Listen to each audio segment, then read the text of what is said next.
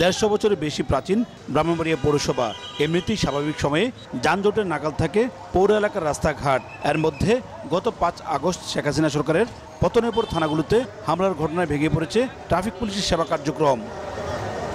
অপরদিকে মেয়র না থাকায় ভেঙে গেছে পৌরসভার কার্যক্রম।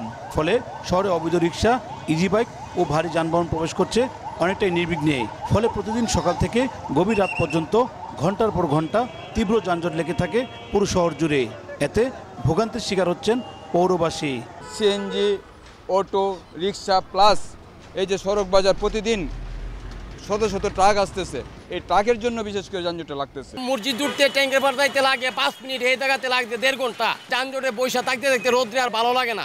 এটার থেকে আমরা মুক্তি চাই। পৌরবাসীর নাগরিক দুর্ভোগ লাঘবের জন্য তিনি তার দায়িত্বকে অগ্রাধিকার ভিত্তিতে তিনি এই কাজটি করবেন এবং যত দ্রুত সম্ভব পৌরবাসীকে এই নাগরিক দুর্ভোগ থেকে উদ্ধার করবে।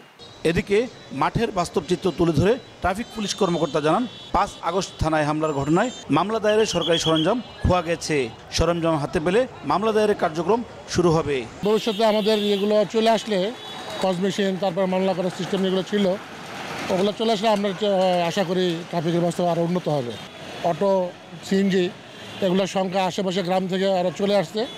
এই সংখ্যাটা আমরা যখন ধরাধরি শুরু করবো, আমরা ওটা নিয়ে আসবো, তখন অটোমেটিক যানজটটা কমে যাবে। অন্যদিকে যানজটের ভোগান্তিকতা স্বীকার করে পৌর প্রশাসক জানান, অচিরেই পরিস্থিতি স্বাভাবিক করার লক্ষ্যে উদ্যোগ নেওয়া হবে। আমরা যেহেতু নতুন দায়িত্ব নিয়েছি, একটু আমাদেরকে সময় দিতে হবে। আমরা পৌরসভার প্রত্যেকটা সমস্যা একে একে আমরা সমাধানের চেষ্টা করব। প্রায় 19 বর্গ কিলোমিটার ব্রাহ্মণবাড়িয়া পৌর এলাকায় অন্তত 18,000 রিক্সা ও ইজি বাইক চলাচল করে। গত 5 আগস্টের পর থেকে ভেঙে পড়া ট্রাফিক ব্যবস্থা উন্নত না হয় এভাবে থমকে থাকে পুরো ব্রাহ্মণবাড়িয়া শহর। ভোগান্তির শিকার নাগরিকদের দাবি, দ্রুত সময়ের মধ্যে ট্রাফিক ব্যবস্থা উন্নত করা হোক। উজ্জ্বল চক্রবর্তী, সময় সংবাদ, ব্রাহ্মণবাড়িয়া।